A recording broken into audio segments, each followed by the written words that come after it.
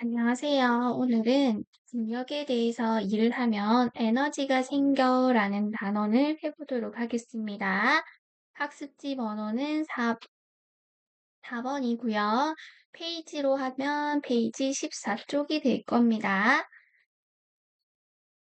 자, 우선 지난 시간에 했던 에너지에 대해서 먼저 설명을 간단하게 하자면 에너지는 일을 할 수 있는 능력을 에너지라고 합니다.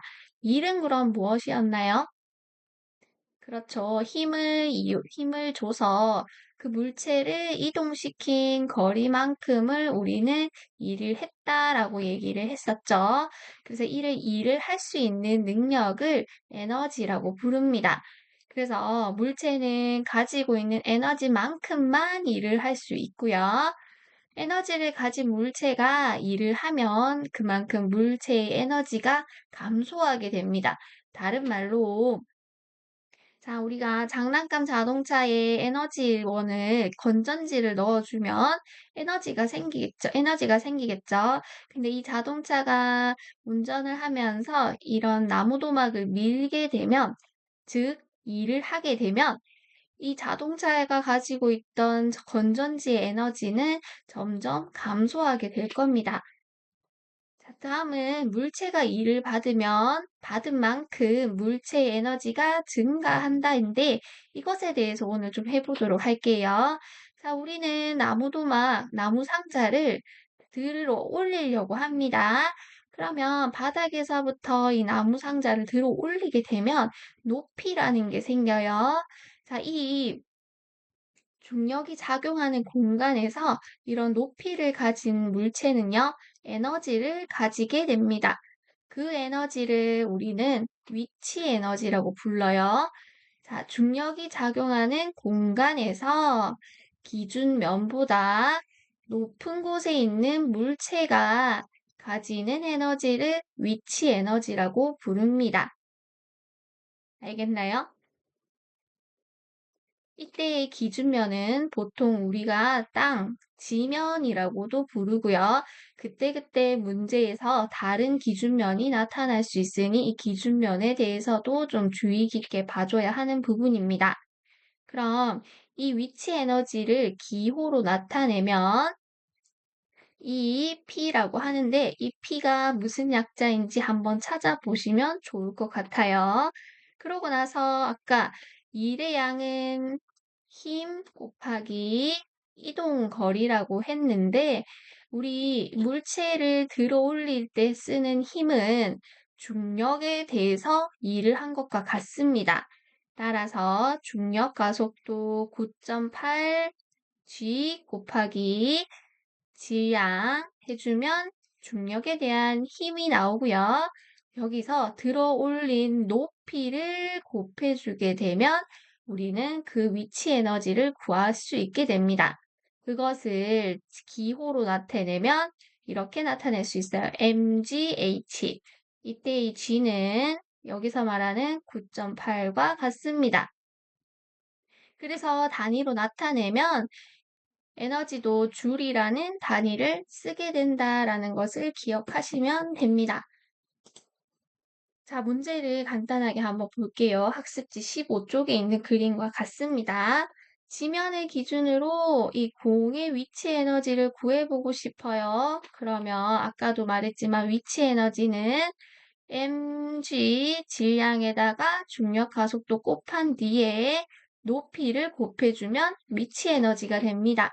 자, 여기서 질량은 2kg이고요.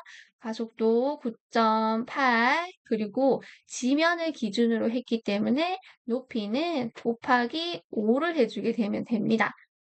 일단 베란다를 기준으로 한번 해볼게요. 자, 베란다 역시 질량은 2kg고요. 중력 가속도 9.8, 그리고 높이를 곱해줘야 하는데 베란다에서부터 이 공까지의 거리는 2m가 됩니다. 그래서 곱하기 2를 해주셔야 해요. 자, 마지막 옥상을 해보도록 하겠습니다. 역시 질량 2 곱하기 9.8에 높이가 어때요? 옥상에서의 높이가 없기 때문에 0이 됩니다. 이때 위치 에너지는 0줄이 됩니다. 자, 그래서 자, 예를 하나 보자면 추를 떨어뜨려서 이제 말뚝을 박는 경우가 많이 나와요. 문제를 풀다 보면. 자, 추를 떨어뜨려서 요 말뚝을 박아 보려고 하는데요. 이때 이 추가 가진 위치 에너지가 많으면 많을수록 이 추를 박을 수 있는 깊이가 당연히 달라지겠죠.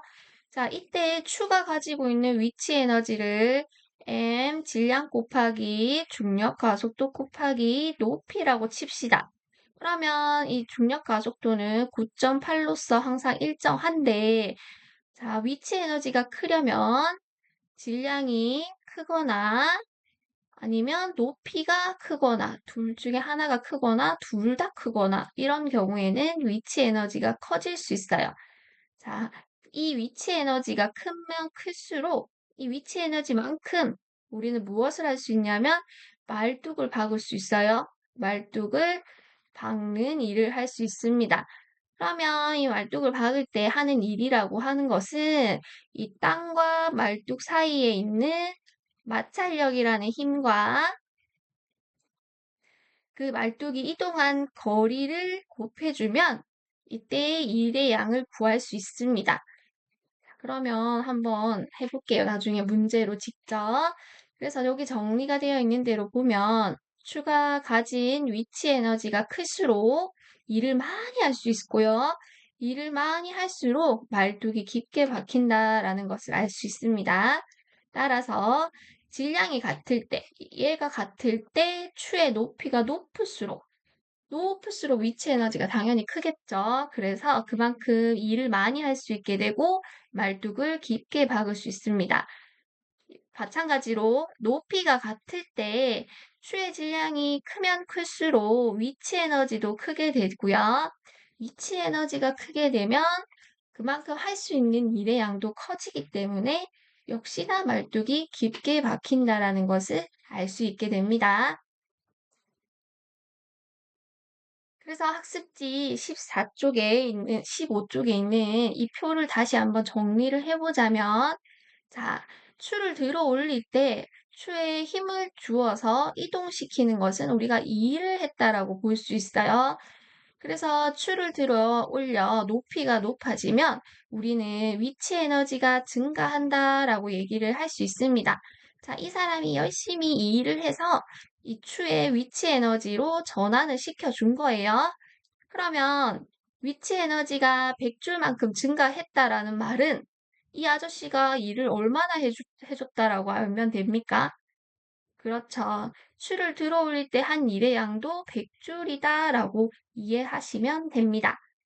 이번에는 그 높이 들어 올렸던 위치 에너지를 가진 추를 가지고 말뚝을 박는 일을 해보도록 하겠습니다. 자, 추가 슝 하고 떨어지면서 높이가 낮아지게 되면 추의 위치 에너지는 그만큼 감소하게 됩니다. 근데 이 감소한 에너지는 어디론가 사라지는 건 아니고요. 이 말뚝을 박는 곳으로 전환이 되기 시작해요. 그래서 감소한 위치 에너지만큼 말뚝에 일을 할 수 있습니다. 그래서 즉 위치 에너지가 일로 전환이 됐다라고 이해하시면 됩니다. 그래서 추의 위치 에너지가 100줄이 감소했어요 라고 하는 말은 추가 말뚝을 박을 때 100줄의 일을 사용했다라고 보시면 됩니다.